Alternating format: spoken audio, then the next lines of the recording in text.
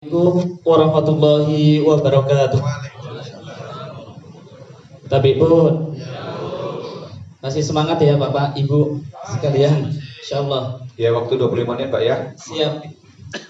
Bismillahirrahmanirrahim. Ba'dal hamdi wassana'i yang kami hormati para masyayikh, para sesepuh, tentunya para guru yang lebih senior dan lebih banyak ilmunya. Saya hanya menyampaikan beberapa hal penting dalam hal ini. Saya ditugasi tentang penguatan moderasi beragama bagi dai Kamtibmas. Lanjut. Di sini ada beberapa gambar, ini hanya sebagai hiburan aja, artinya tidak begitu penting. Lebih penting pada materi-materinya saja. Yang pertama, ada sebuah pertanyaan pada diri kita, apakah moderasi beragama itu? Artinya bahwa dalam konsep moderasi beragama itu penting bagi kita untuk mengklirkan makna daripada moderasi beragama. Mengapa begitu penting? Karena masih banyak kemudian pertanyaan, seberapa penting sih moderasi beragama itu? Terus apa sih moderasi beragama itu? Dan kemudian bukankah moderasi beragama itu kemudian akan mendangkalkan keimanan kita? Nah, pertanyaan-pertanyaan ini tentunya harus kita clearkan supaya kita tidak terjebak dalam suatu pemahaman yang kemudian dari pemahaman yang salah menjadi paham yang salah juga. Oke, lanjut. Nggak kelihatan ya Bu ya? Bisa dikecilin?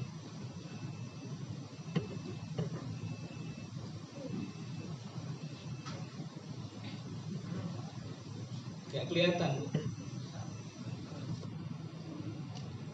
LCD-nya di proyektornya bisa dicoba. Nah, gini aja. Oke, moderasi beragama adalah sikap atau cara pandang seseorang dalam beragama, baik dalam akidah maupun muamalah. Jadi perlu kita pahami bahwa konsep dalam moderasi beragama itu adalah cara bersikap. Jadi ada moderasi beragama, ada moderasi agama. Ketika berbicara tentang moderasi beragama adalah bagaimana cara pandang kita, bagaimana sikap kita dalam beragama. Tentunya berbeda dengan bagaimana yaitu moderasi agama. Kalau moderasi agama itu sudah clear. Artinya tidak ada kesalahan dalam agama dan agama itu sangat moderat. Tapi ketika berbicara moderasi beragama artinya bagaimana cara pandang kita, bagaimana sikap kita dalam beragama, baik dalam berakidah maupun dalam bermuamalah. Oke, lanjut. Nah, kemudian makna yang lain bahwa moderasi juga pilihan dalam cara pandang, sikap dan perilaku yang tengah-tengah di antara berbagai pilihan. Selalu bertindak adil, seimbang, tidak ekstrim dan berlebihan dalam beragama. Ataupun moderasi beragama sebagai kunci terciptanya toleransi dan kerukunan dalam beragama. Artinya clear bahwa kita dalam kajian peningkatan moderasi beragama dalam malam hari ini adalah mengkaji bagaimana cara pandang kita dalam beragama, bukan berbicara tentang moderasi agama. Karena agama itu sudah moderat dan tidak perlu bagi kita untuk membahas kembali apakah moderasi agama itu. Tapi yang terpenting adalah bagaimana moderasi beragama. Oke, lanjut. Nah, apakah konsep moderasi hanya ada dalam ajaran Islam? Jadi moderasi beragama itu apakah hanya ada dalam pandangan Islam saja ataukah ada dalam setiap agama? Oke, lanjut. Ternyata konsep moderasi beragama ini juga ada dalam setiap agama. Artinya setiap agama itu mengajarkan tentang kedamaian, ketentraman, dan itu adalah nilai wasatiyah dalam ajaran Islam, atau dalam ajaran Kristen dikenal dengan Golden Mean, atau dalam ajaran Buddha dikenal dengan Majjhima Patipada, ataupun dalam Hindu dikenal dengan Madhyamika, atau dalam Konghucu dikenal dengan Zongyong. Yang maknanya adalah sama, yaitu kedamaian ataupun dalam arti yaitu moderasi. Artinya adalah wasatiyah dalam konsep ajaran Islam. Oke, lanjut. Nah, menurut Syekh Muhammad bin Mukrim bin Manzur Al-Afriki Al-Misri, beliau mengatakan bahwa yang disebut dengan wasatiyah adalah wasatu syai' ma baina turfai. Jadi, kalau kita berada di suatu tengah, maka kita berada di suatu wasat. Al-wasat yaitu adalah wasatu syai' ma baina tarfain. Jadi kita tidak cenderung ke kanan dan tidak cenderung ke kiri. Itu makna daripada al-wasat. Oke, lanjut.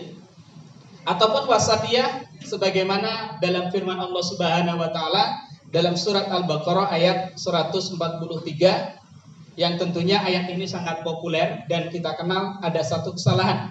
Ya wa kadzalika ja'alnakum ummatan wasatan litakunu, ya kurang nun, mohon maaf. Litakunu syuhada 'alan nas wa yakuna rasulu 'alaikum syahidah. Ini adalah satu ayat yang ini berada di tengah dalam surat Al-Baqarah. Jadi ayat yang berbicara tentang wasatiyah dan ayat ini berada di tengah-tengah surat Al-Baqarah. Jadi ayat dalam surat Al-Baqarah itu di tengahnya ada surat 143 yang berbicara tentang konsep wasatiyah dalam Al-Quran ini. Oke, lanjut. Yang dimaksud dengan wasat atau wasatiyah dalam konsep yaitu hadis, maka dikatakan di sini an Abi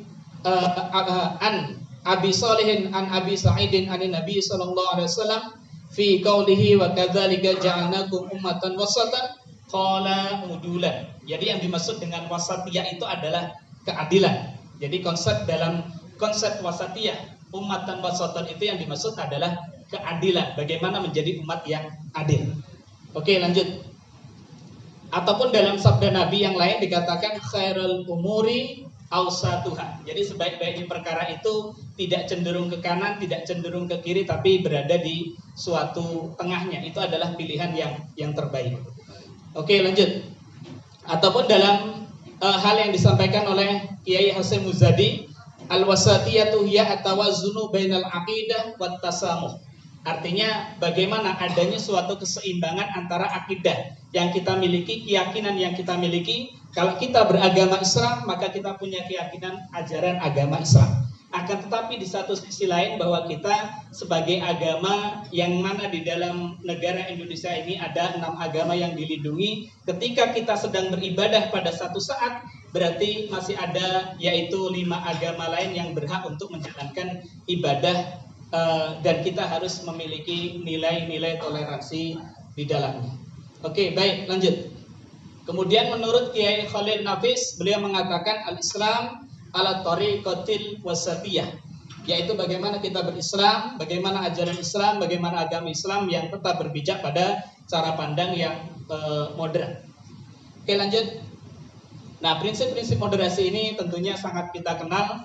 Ada tawassut, tawazun, ta'adul, tasamuh, atau i'tidal, ya musawah, atau islah, syura, ya aulawiyah, tahazur, ya tahawur wa ibtikar, yang semua dalam konsep ini banyak sekali konsep-konsep prinsip-prinsip moderasi yang ditanamkan baik oleh Kementerian Agama, baik oleh MUI, baik oleh Nahdlatul Ulama dan beberapa organisasi yang lain, tapi sebenarnya tercangkup pada 3 atau tercangkup pada 5 prinsip, yaitu tawassut, tawazun, tasamuh, i'tidal, dan yaitu tawassut. Oke, lanjut. Nah, kemudian bagaimana cara membumikan moderasi beragama di Indonesia? Lanjut. Kita ketahui bahwa dasar negara kita adalah Pancasila, Undang-Undang Dasar 1945, kemudian Negara Kesatuan Republik Indonesia, dan Bhinneka Tunggal Ika. Ini adalah clear, artinya kita tidak bisa membuat satu sistem baru untuk menentang daripada ajaran ataupun sistem yang telah dibangun di negara Indonesia. Lanjut. Karena kita pada saat ini hidup di dalam multiple agent, artinya kita berada sebagai warga agama, yang mana agama kita adalah agama Islam. Kemudian kita juga sebagai warga masyarakat atau di suatu daerah, yang kita di daerah Lampung.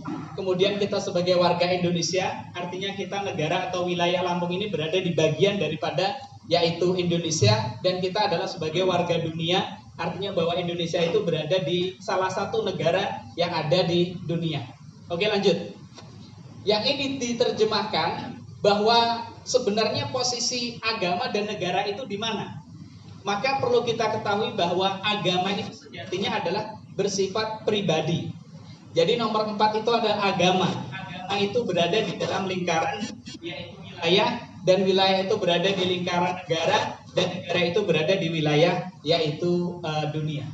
Artinya ketika berbicara tentang agama adalah berbicara tentang individu, ketika berbicara tentang negara adalah berbicara tentang kemaslahatan umat. Oke, lanjut. Sedangkan hubungan antara agama dan negara adalah bahwa Islam sebagai agama yang berada di lingkaran negara Indonesia. Jadi bukan Indonesia ini atau negara ini berada di lingkaran agama, tapi agama itu berada di lingkaran yaitu negara. Artinya kemudian selanjutnya bahwa ada suatu kalimat yang menarik, bahwa yang dikutip dari kalimatnya Kiai Abdurrahman Wahid atau Gus Dur. Beliau mengatakan kita ini orang Indonesia yang beragama Islam ataukah sebaliknya, yaitu orang yang beragama Islam yang tinggal di Indonesia. Tentunya kita ini adalah orang Indonesia yang beragama Islam.